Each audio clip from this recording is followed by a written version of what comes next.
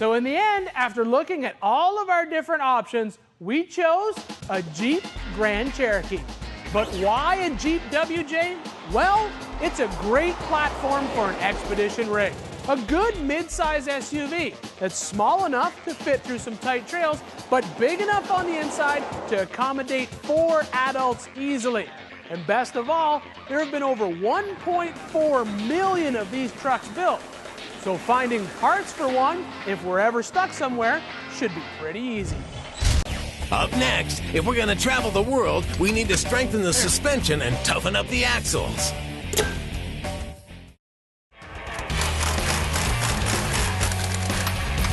We're back on Extreme and just starting to tear into our Jeep Grand Cherokee that we're going to turn into our first ever expedition rig. Bang.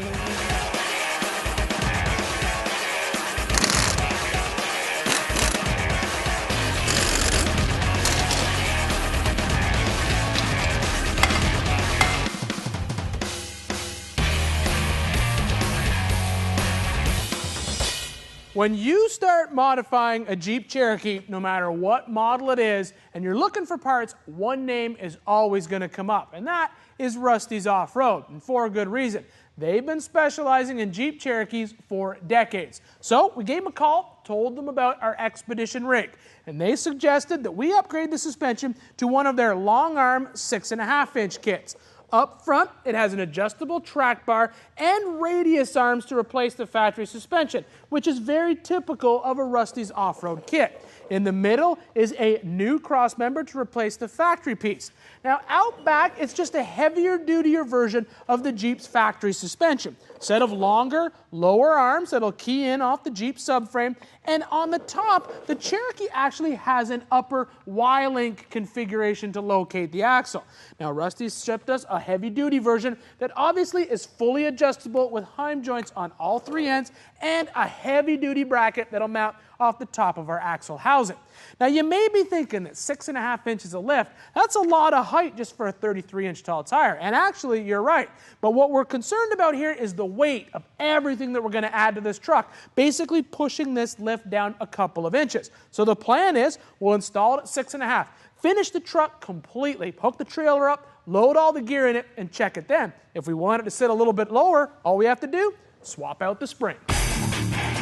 The first step is to install the new cross member.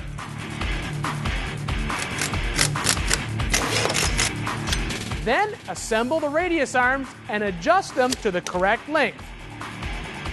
Bolt the flex end into the pocket on the cross member. Lower the front axle and hook the arms up in the factory mounts. There we go. Install the springs and temporarily support the axle. Tear down on the rear is the same as the front. Pull the tires off, disconnect the shocks, remove the drive shaft, lower the rear end down to pull the springs out, and unbolt all the control arms. The difference here is we're going to set the entire rear axle aside to do some upgrades. The rear suspension uses a new factory frame rail piece, and with the holes marked 9 3/4 of an inch back from the factory split seam, the inner frame rail is drilled. Then the mount is bolted in place, and the new long arm can be attached. The Rusty's Y-Link will bolt up to the Jeep in the factory location.